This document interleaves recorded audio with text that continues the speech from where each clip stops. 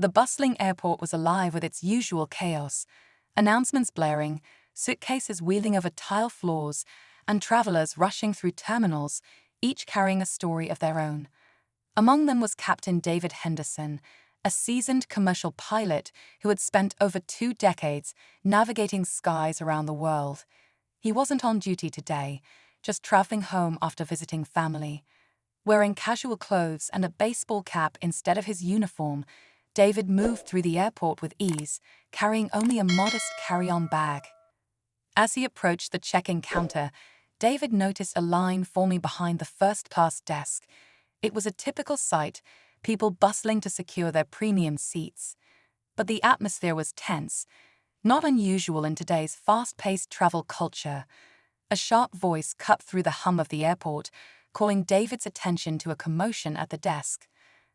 The source of the noise was a sharply dressed man in his late 50s, gesturing animatedly while addressing the airline agent. "I'm telling you, he doesn't belong here," the man snapped. Standing a few feet away was another traveler, a tall man with a calm, dignified demeanor. His name was Marcus Williams, an off-duty pilot and one of the very few black airline captains for the carrier.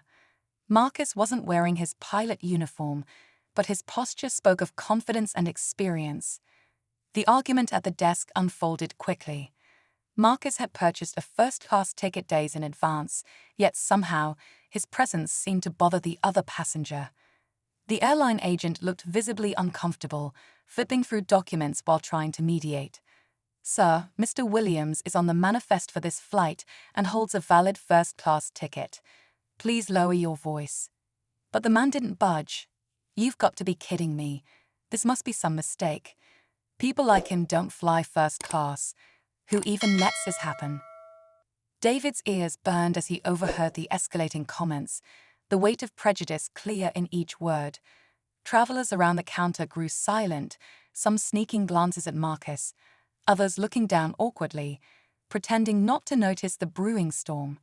Marcus, on the other hand, remained composed, holding his boarding pass without responding to the remarks. It was the kind of encounter David had seen far too often in his years as a pilot. While the skies were impartial, the ground often wasn't. He'd flown with Marcus before and knew him as a consummate professional, someone deeply respected within the aviation community. Watching the scene unfold from a distance, something stirred inside David, a mix of anger and determination. As the boarding process began, the tension didn't ease. Marcus took his rightful place in the first-class cabin, while the irate passenger muttered under his breath, casting judgmental glances his way. Others in the cabin watched, some wide-eyed, others clearly uncomfortable. But as the plane's doors closed and the flight attendants prepared for takeoff, something unexpected happened. A voice came over the intercom, clear and commanding. It was the captain, making the standard pre-flight announcements, or so everyone thought. "Good afternoon, ladies and gentlemen. This is your captain speaking. Before we head to our destination today, I'd like to address something rather unusual. I want to share a bit of insight about our guest in first class, someone I hold in very high regard." The cabin fell silent, every ear tuned to the captain's voice. Marcus looked up in surprise, his composure cracking just a little.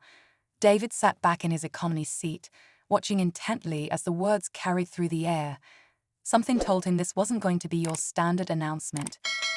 What came next was a series of words that would leave every passenger stunned, completely altering the flight's mood. Little did the man who had raised the commotion know. His words and actions were about to be met with the most extraordinary response, one he could never have anticipated. And as for the rest of the passengers, their perception of the world around them was about to shift dramatically. The captain's voice filled the cabin again, steady but laced with an unmistakable tone of purpose. Passengers straightened in their seats, their curiosity piqued by the unexpected diversion from the usual flight announcements. Marcus, still sitting quietly in first class, shifted uncomfortably. This wasn't the type of attention he had sought or wanted, especially after the unpleasant exchange at the gate. Today, we have the privilege of flying with someone truly extraordinary, The captain continued, his words slow and deliberate, as if he were choosing each one carefully. Many of you don't know this, but the man seated in 2A is Captain Marcus Williams, one of the most respected and accomplished pilots in the industry. Gasps rippled through the first-class cabin. Some passengers exchanged incredulous glances, while others sat frozen, processing the announcement. Even the attendants paused mid-step, their eyes darting toward Marcus. The man who had caused the uproar earlier shifted in his seat, his face contorted in visible discomfort. He no longer seemed so certain of himself. David, still seated in economy, couldn't hide a small smirk. He leaned back, watching the unfolding drama with satisfaction. He knew Marcus's journey had never been an easy one, but it was moments like these that reminded everyone just how far determination and resilience could take you. The captain's voice softened, taking on a more personal tone. Captain Williams isn't just any pilot. He's flown over 10,000 hours, trained countless younger pilots, and is one of the few individuals entrusted to test and certify new aircraft for safety. I had the honor of co-piloting with him early in my career, and let me tell you, I've never met anyone more dedicated to his craft. All eyes turned toward Marcus now. His calm demeanor gave away little, but internally, emotions churned. He was caught between gratitude for the recognition and frustration at the circumstances that had led to it. Why did it take moments of confrontation to spotlight his work and contributions? The captain didn't stop there. His next words cut through the tension like a knife. I've always believed that the skies have a way of leveling us all, showing us what truly matters. It doesn't care about your background, your appearance, or your biases.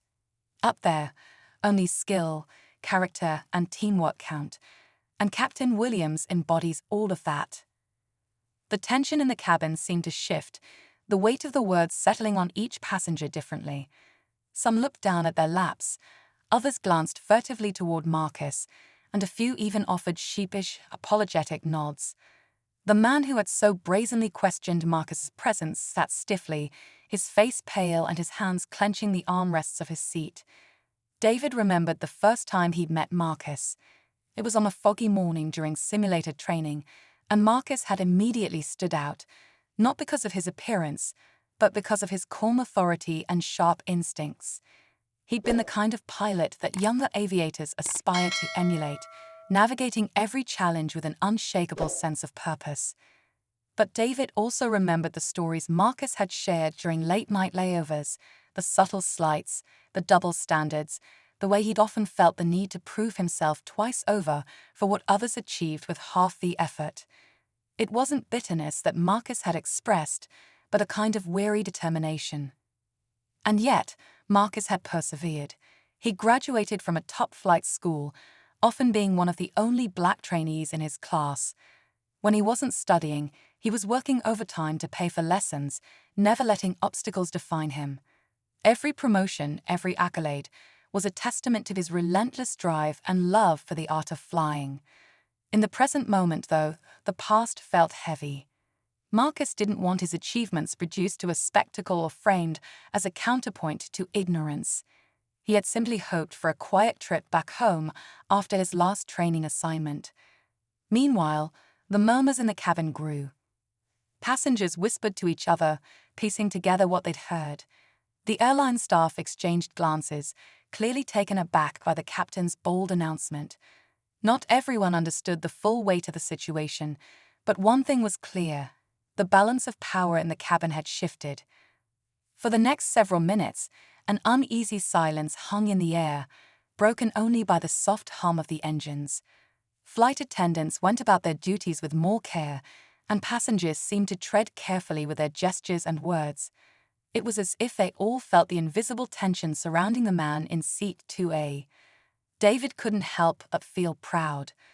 Even though Marcus hadn't sought the spotlight, he deserved every ounce of recognition. And while the captain's announcement hadn't erased the injustice of the earlier encounter, it had at least forced everyone to confront their assumptions. But the drama wasn't over yet. The irate passenger, visibly uncomfortable, leaned over to the flight attendant, his voice low but audible enough for those around him to hear. Why didn't you tell us he's a pilot? If I'd known, I wouldn't have. He trailed off, his sentence incomplete, his meaning painfully clear. The flight attendant straightened, clearly torn between maintaining professionalism and addressing the undercurrent of prejudice that still lingered.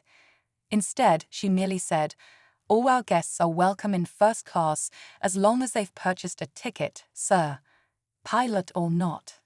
Her tone was polite but firm, leaving no room for argument. Marcus caught the exchange and exhaled quietly. He appreciated her standing firm, but wished the man's words didn't carry the weight they did. No title or uniform should be necessary to command respect or simple decency. The captain's voice returned over the intercom, this time wrapping up with the usual housekeeping announcements: flight time, expected weather conditions, and safety instructions. But his earlier words had done their work, sparking conversations and reshaping perspectives, if only for a moment. As the plane began to taxi toward the runway, David leaned back and closed his eyes, replaying the events of the past hour in his mind. It wasn't often you got to see moments like this, moments when people's preconceived notions were challenged in real time. And though the journey wasn't over, he couldn't shake the feeling that something bigger had been set in motion. For Marcus, though, the flight felt far longer than its projected duration. He sat back in his seat, focusing on the horizon through the window. He couldn't change what had happened, but he could choose how to carry it. Maybe that was his greatest strength all along, the ability to keep flying, even when the skies weren't always friendly. As the plane leveled out at cruising altitude, the soft chime of the seatbelt sign turning off echoed through the cabin. Passengers shuffled in their seats, some reaching for books or devices, others still absorbed in the earlier announcement. Marcus sat still, his hands resting lightly on the armrests, staring out the window at the endless expanse of blue sky. For him, this moment was a paradox. On one hand, he was grateful for the captain's words, but on the other, the spotlight had illuminated a truth he'd spent his entire career quietly confronting.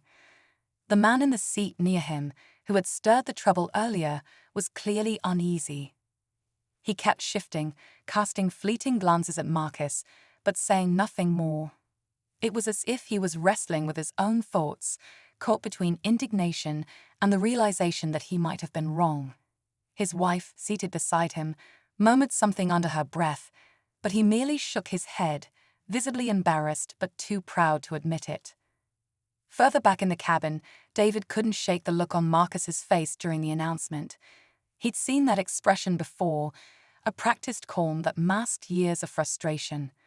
Marcus was a pro at letting things roll off his back, but even he had limits. David reached for the call button, summoning a flight attendant, and when she approached, he requested a pen and a piece of paper. David wasn't one for public speeches, but he wanted to express something to Marcus: his respect, his admiration, and his solidarity as a fellow pilot. As he scrawled a few lines on the airline stationery, his thoughts raced back to their time flying together. On more than one occasion, Marcus had saved the day with his quick thinking and steady hand, commanding the flight deck with ease. David wondered how many of the passengers would see Marcus that way if they truly knew his story. Meanwhile, in first class, one of the passengers seated across the aisle leaned toward Marcus with a hesitant smile. "Excuse me," she said softly. "I couldn't help but overhear what the captain said. I just wanted to say, it's incredible what you've accomplished. You're an inspiration." Marcus offered her a polite nod, his tone calm but measured. "Thank you, I appreciate that." The woman's face lit up slightly, encouraged by his response. "If you don't mind me asking, what made you want to become a pilot? It's such a rare path." Marcus hesitated for a moment, considering how much he wanted to share. "Flying was always a dream," he said eventually, keeping his answer simple. "I grew up watching planes take off from a small airfield near my neighborhood. Something about the freedom of the skies called to me." The woman nodded, clearly intrigued, but she sensed there was more to the story. Marcus, however, wasn't in the mood for lengthy conversations. He wasn't used to being the center of attention this way, especially when it felt like a reaction to something negative. As the conversation ended, Marcus turned back to his thoughts. He couldn't help but recall the early days of his career, learning to fly while juggling part-time jobs to pay for lessons, enduring double takes when he'd walk into a classroom filled with faces that didn't look like his, and pushing past countless barriers to reach his goals. There were nights when doubt crept in, when the weight of proving himself felt unbearable, but he had always found strength in the love of flying and the belief that the sky held no biases. Back in economy, David slipped his note into an envelope provided by the flight attendant and asked her to deliver it discreetly to Marcus. He watched as she walked up the aisle, handed over the letter, and pointed toward him. Marcus looked back briefly, meeting David's gaze. There was a flicker of recognition followed by the faintest of smiles before Marcus tucked the note into his jacket pocket, saving it for later. Not everyone on the flight, however, was moved in the same way. A man seated a few rows behind first class leaned over to his neighbor and muttered just loud enough to be overheard, "I don't see what the big deal is. Lots of people work hard. Why make it a spectacle? He's just another pilot." The neighbor, a middle-aged woman with sharp eyes, turned to him, her voice steady but firm. "If you think his journey is the same as everyone else's, then you haven't been paying attention. The captain didn't make it a spectacle, he corrected an injustice." She returned to her book, leaving the man to stew in silence. The hours dragged on, tension still hanging in the air. Flight attendants moved cautiously through the aisles, their friendly smiles masking the unease many of them felt. A few passengers took the opportunity to make small talk with Marcus, while others, perhaps too shy or unsure of what to say, simply offered smiles or nods of acknowledgement as they passed. Marcus spent most of the flight in quiet reflection, replaying the earlier incident at the gate and the captain's response. He didn't like confrontations, but he also didn't believe in staying silent when injustice was right in front of him. The captain's support had been unexpected, and it had made a difference, at least for some of the people on board. For others, like the man who had caused the initial commotion, it was unclear whether anything had truly changed. As the plane began its descent, the familiar chimes signaled passengers to prepare for landing. Seatbelts clicked, tray tables were folded up, and whispers of conversation filled the air. Marcus glanced at the envelope in his jacket pocket, wondering what David had written. He decided he'd read it when they touched down, away from prying eyes and the heavy atmosphere of the cabin. But even as the aircraft tilted downward, the real journey felt far from over. The flight might have been coming to an end, but the emotions, the questions, and the lingering unease would continue to follow Marcus, David, and every passenger who had borne witness to the day's events. For Marcus, this wasn't the first time he had faced prejudice, nor would it likely be the last. But as the wheels of the plane touched down with a soft thud, he reminded himself of the lesson the skies had always taught him. Storms don't last forever, and there's always a way forward if you keep your bearings steady. The journey on the ground, however, was often far more complicated. The landing gear screeched against the tarmac, jolting the cabin slightly as the plane came to a smooth touchdown. A collective sense of relief seemed to ripple through the passengers, though the tension that had built during the flight lingered unresolved. Marcus sat still as the plane taxied toward the gate, his focus fixed on the horizon beyond the window. Despite the calm exterior, his thoughts churned, the events of the day weighing heavy in his mind. Passengers began gathering their belongings as the seatbelt sign chimed off. The routine shuffle of travel resumed, but there was still an unspoken energy in the air. David leaned back in his seat, letting the crowd ahead of him clear before he stood. He was ready to find Marcus, but part of him wondered if this was the right moment. Maybe Marcus wanted to be left alone to process what had happened. At the front of the plane, Marcus prepared to disembark, his movements deliberate, almost calculated. Before he could step into the aisle, the man who had caused the scene earlier stood abruptly, blocking his path. The man hesitated, his hand gripping the edge of his seat as though steadying himself for what he was about to say. "Listen," the man began, his voice awkwardly low. I might have been out of line back there. He glanced nervously around, as if measuring who might be watching. I didn't know, who you were. That's not an excuse, but I didn't realize. Marcus paused, his dark eyes scanning the man's face. There it was again. Recognition only granted after a title or achievement had been revealed. He didn't respond immediately, letting the man fumble through his words. I just wanted to say, the man continued, stumbling over his own awkwardness. If I offended you, that wasn't my intention. Marcus felt the weight of all the times he'd been here before, on the receiving end of half-hearted apologies. He nodded once, his voice steady but firm. I appreciate the gesture, but intention isn't always the issue, sir. It's the impact. The words lingered between them, heavy and unresolved. The man stepped aside, leaving Marcus to make his way to the exit. As he reached the jet bridge, Marcus felt a hand on his shoulder. He turned to see David standing there, the same envelope now tucked into Marcus's hand. Read it later, David said, his expression earnest. Just wanted to say I'm proud of you, man. For the first time that day, Marcus allowed himself a genuine smile.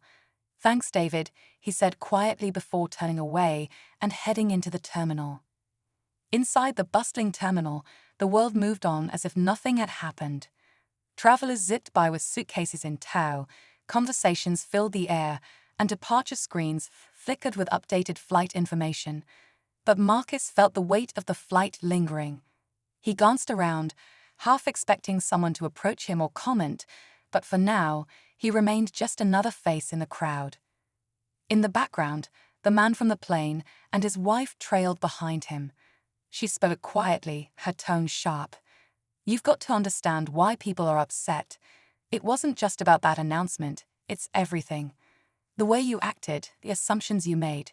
You can't just brush it off. I already said something to him. The man snapped, his frustration bubbling up. What else do you want me to do? She shook her head, exasperated. Maybe think about why you felt the way you did in the first place. That's a good start. The exchange didn't go unnoticed. A few nearby passengers from the flight overheard and exchanged knowing looks.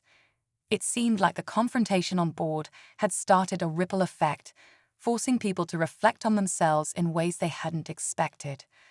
Marcus found a quiet corner near his connecting gate, far from the crowds, and finally opened the envelope David had handed him. Inside, the note was simple, but it carried a weight Marcus hadn't anticipated. You've inspired so many, and you probably don't even realize it. What happened today was unfair, but your composure showed everyone on that plane who the real professional is. You have nothing to prove. You never did. Keep flying high.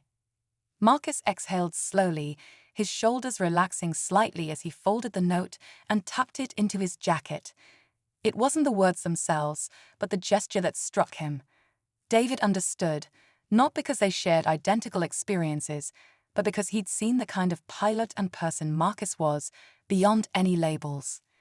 Meanwhile, in another part of the terminal, the captain of the flight emerged from the gate, still in uniform.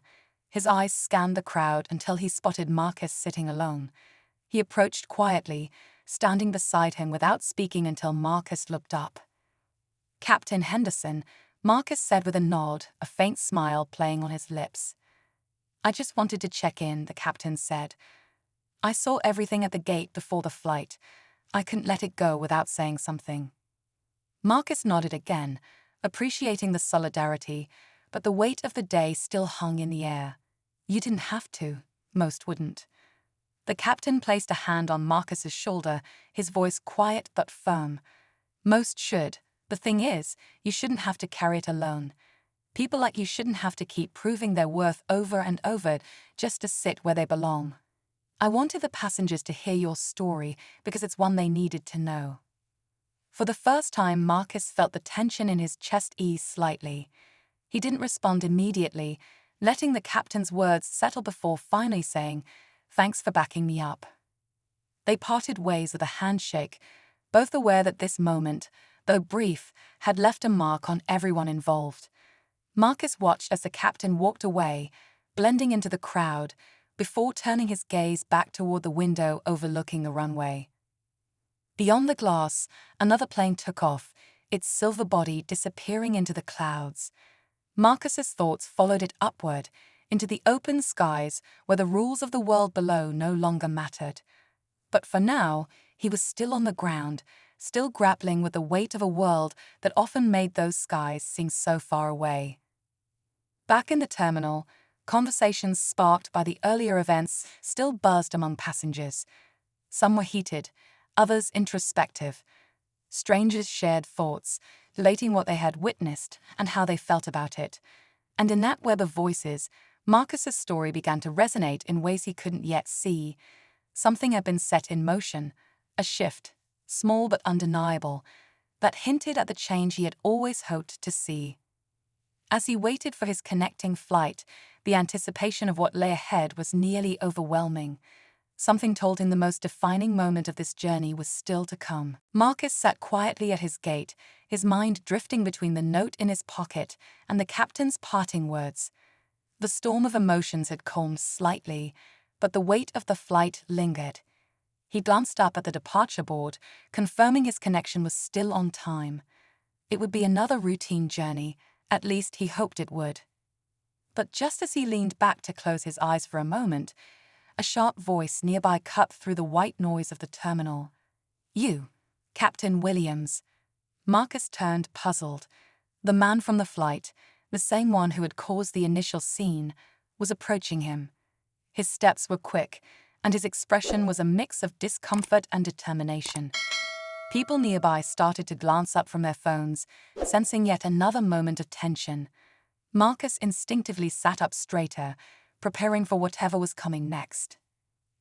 The man stopped a few feet away, his breath uneven as though he'd been wrestling with his words the entire walk over.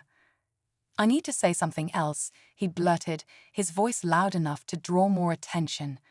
"Back on that plane, I wasn't just out of line. I was wrong. Dead wrong."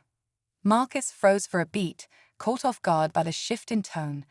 He studied the man carefully, trying to discern whether the apology was genuine or simply an attempt to save face.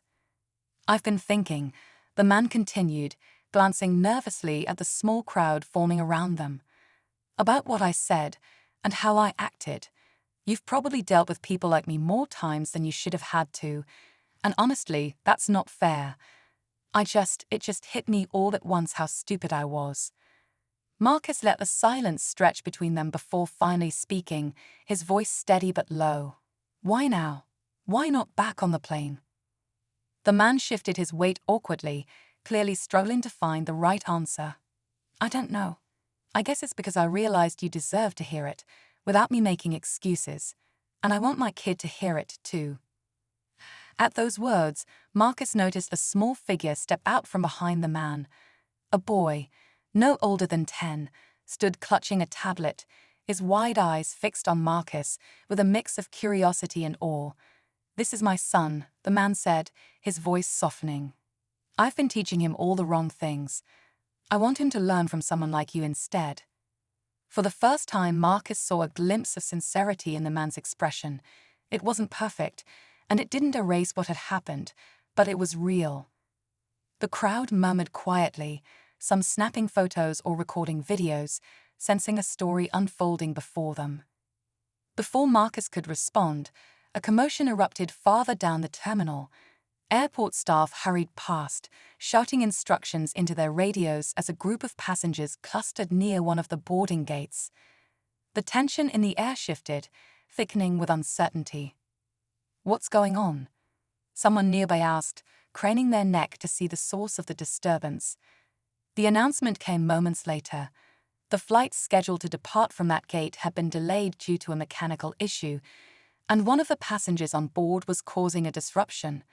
The voice over the intercom urged calm, but it did little to quell the growing unease among the travelers. Marcus felt his stomach knot as he recognized one of the attendants rushing past. It was the same one who had worked the first-class cabin during their earlier flight. Something was wrong. Without thinking, he stood and moved toward the gate, his curiosity overtaking any desire to keep a low profile. As he approached, the shouting became clearer. A man was arguing with the airline staff, his voice filled with anger and impatience. Marcus couldn't make out all the words, but one sentence rang out like a bell. "It's because of people like him this whole place is falling apart." The tone and implication were unmistakable. Marcus felt his pulse quicken, the sharp sting of familiarity hitting him like a cold wind. He scanned the scene, trying to make sense of the escalating conflict. To his shock, the man causing the scene wasn't a random traveler. It was the man from the earlier flight, the same one who had just tried to apologize minutes ago. But now his tone and demeanor were different, darker. He gestured wildly as if trying to rally the growing crowd to his side, his words growing sharper and more pointed with each breath. Marcus stopped in his tracks, his mind reeling. Whatever clarity or sincerity the man had expressed moments ago was unraveling right before his eyes, leaving Marcus questioning everything. The boy stood nearby, wide-eyed and frozen, his father's words seemingly confusing him as much as everyone else. "What are you doing?" Marcus called out, his voice cutting through the noise. Heads turned, and a hush fell over the crowd as they recognized the man who had been at the center of the earlier drama. Marcus stepped closer, his calm yet firm presence drawing a line in the chaos. The man looked at him, startled, as if he hadn't expected Marcus to appear again. He opened his mouth to say something but faltered, his bravado shrinking under the weight of Marcus's steady gaze. "This isn't about me or you anymore," Marcus said, his voice carrying a quiet intensity. "You've got your son watching. You've got all these people watching. You can keep adding to the problem, or you can be part of the solution. That choice is still yours." For a moment, everything seemed to hang in suspension. The man looked at Marcus, then at the people gathered around him, then back at his son. His expression shifted, the defiance wavering, replaced by something resembling shame. But the crowd wasn't satisfied. They wanted answers, resolution, a moment to latch onto. The tension in the terminal crackled, building to a crescendo that threatened to boil over. Marcus stood his ground, his calm presence both a challenge and an invitation. What the man said or did next would either diffuse the situation or ignite it entirely. The tension in the terminal felt like it could snap at any moment, and every eye was on the man standing at the center of the commotion. He glanced around the gathering crowd, clearly feeling the weight of their judgment. His son tugged lightly at his sleeve, his small voice breaking the silence. "Dad, is he mad at you?"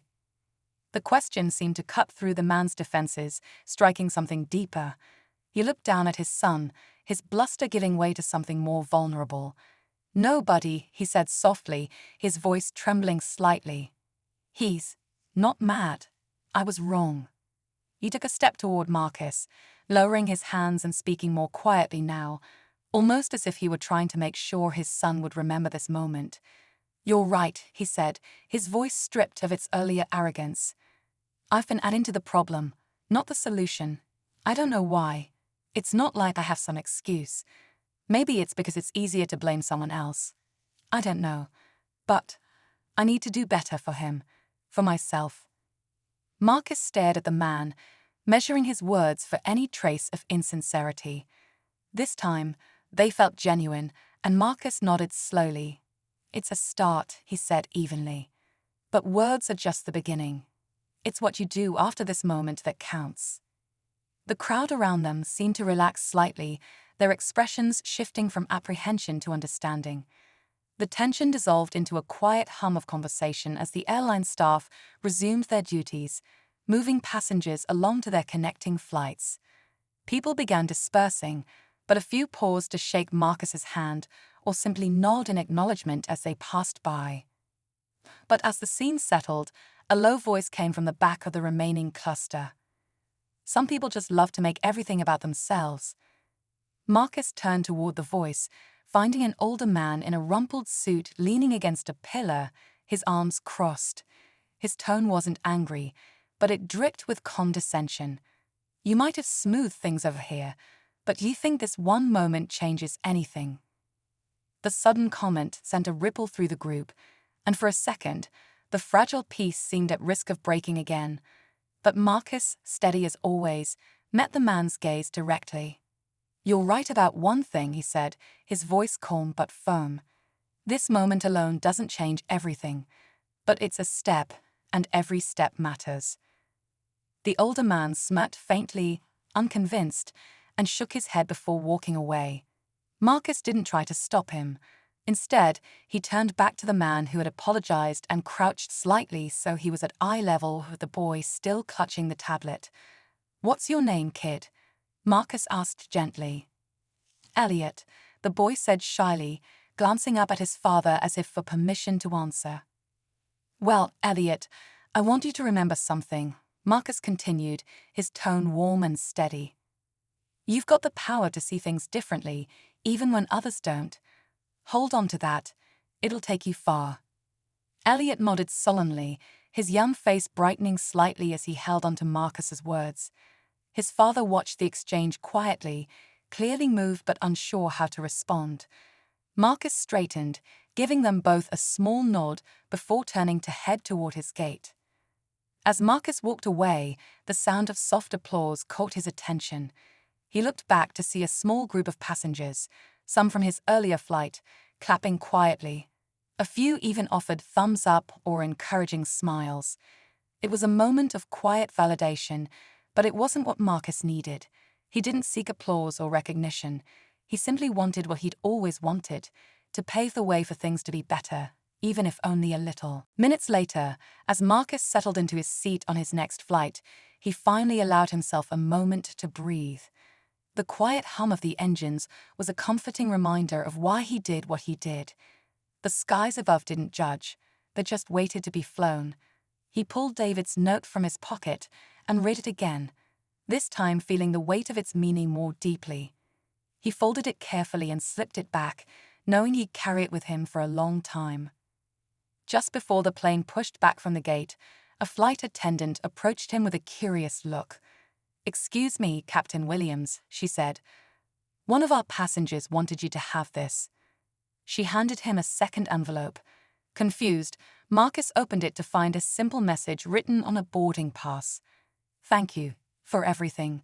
You changed something today." It was signed Elliot's dad. Marcus allowed himself a small, thoughtful smile as he tucked the note away and looked out the window. The aircraft began to taxi, and as it picked up speed, Marcus felt that familiar pull of gravity giving way. It was a reminder that, no matter what happened on the ground, the skies would always welcome him, offering that endless expanse of possibility. As the plane climbed higher, the world below shrinking into patches of green and gray, Marcus felt something shift inside him, a sense of resolve, not just to keep flying, but to keep moving forward, one moment at a time. As the plane leveled out at cruising altitude, Marcus gazed out at the endless stretch of clouds. The tension of the day finally began to melt away, replaced by a quiet sense of clarity. It wasn't the first time he'd faced a situation like the one earlier. It likely wouldn't be the last. But something about the way it had unfolded felt different. Small moments had the power to plant seeds, he realized, even if their growth couldn't always be seen right away. The flight attendant returned, offering him water with a warm smile. "Just wanted to say I heard a little bit about what happened back there," she said, leaning in slightly. "The crew from the last flight was talking about it during their debrief. Sounds like you really handled yourself well." "Thanks," Marcus replied with a polite nod. He wasn't looking for praise, but her words felt genuine, like a quiet acknowledgement from someone who understood what flying these skies often entailed. As the plane hummed through the air, Marcus found himself thinking about Elliot. The kid's curious gaze, so open and honest, stayed with him. He thought of the note left by the boy's father and the complex shift he'd seen in the man throughout the day. People could change, Marcus reminded himself, even if the process was messy and imperfect. When the plane landed, Marcus felt a sense of relief wash over him. The journey was complete, and while the tension of earlier still lingered, he was ready to move on. As he stepped into the terminal, a familiar voice caught his attention. "Captain Williams." It was David, his broad grin standing out against the sea of travelers bustling around them. He'd waited for Marcus at the gate, clearly intent on reconnecting. "You didn't think I'd let you fly off without saying goodbye, did you?" Marcus smiled, genuinely happy to see him again. "I thought you had a connection to catch." "I did," David replied with a shrug. "I changed it. Figured this was more important." The two men walked side by side through the terminal, the camaraderie between them easy and natural. They talked about their shared journeys, their frustrations, and their hopes for the future. David spoke about the work he was doing to mentor young pilots from underrepresented communities, and Marcus shared stories of the challenges he faced climbing through the ranks. There was an unspoken understanding between them, a shared determination to pave the way for those who would follow. "Today was heavy," David said as they neared the baggage claim, "but you handled it better than anyone else could have." Marcus shook his head. "It wasn't just me. The captain's announcement, the flight crew, even Elliot and his dad, they all played a part. It's never about one person. Change comes from all of us." David nodded thoughtfully. "Still, you sparked something back there. That matters." As they parted ways, Marcus felt a renewed sense of purpose. The day's events were a reminder of why he'd become a pilot in the first place, not just to navigate the skies, but to challenge the limits placed on him and others like him. Back at home, Marcus found himself reflecting on the day over a quiet evening. He replayed the moments in his mind, from the confrontation to the apologies, and the ripple effect it had all created. He thought about the passengers who had stopped to offer words of encouragement, and about those who had remained silent, perhaps grappling with their own biases or assumptions. He opened his laptop and began writing, something he rarely did but felt compelled to that night. The words came easily as he chronicled the experience, not just as a pilot, but as someone navigating a world that often underestimated him. He didn't write to point fingers or seek sympathy. He wrote to tell the truth. When he finished, he considered sharing the story with a broader audience, perhaps through the blog he'd abandoned years ago, but something held him back. Instead, he saved the document, deciding that, for now, the story would stay his. The next morning, Marcus's phone buzzed with a message. It was from an unfamiliar number, and when he opened it, he saw a photo of Elliot holding up a small model airplane with a note beneath it. "Thank you for being someone my son can look up to. You gave us both something to think about. James." Marcus smiled, his heart feeling lighter. He could still picture the boy's shy face, his quiet awe, and the realization that Marcus had been the kind of person he might one day want to be. It was moments like these that reminded Marcus why he stayed the course, even when the skies ahead felt turbulent. Over the weeks that followed, Marcus noticed small signs that the experience had rippled further than he'd expected. Stories of what happened on the flight surfaced online, with posts and comments sharing praise for his calm and composed response. Other pilots reached out, some to share their own experiences and others to thank him for standing firm. It wasn't the kind of attention Marcus sought, but it was heartening to see the conversation growing. One evening during a break between flights, Marcus received a message from Captain Henderson. "What happened on that flight was important," the text read. "You showed people that strength doesn't have to be loud. It can be steady, grounded. That's what leadership looks like." Marcus reread the words, letting them settle in his mind. Leadership. It wasn't a title he'd ever aimed for explicitly, but it was something he realized he carried every day in the way he chose to show up, not just as a pilot, but as a person.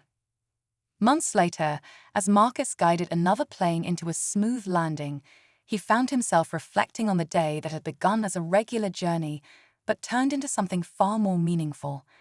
The skies would always be vast and unpredictable, and the world below would remain complicated, but Marcus had found his place in it all. He wasn't just flying planes, he was charting a path for others to follow. As he stepped off the plane and into the terminal once again, Marcus noticed a group of passengers gathered by the window, watching planes taxi and take off. Among them was a father and son, pointing out different aircraft and exchanging excited words. Marcus smiled to himself, the sight reminding him of Elliot and James.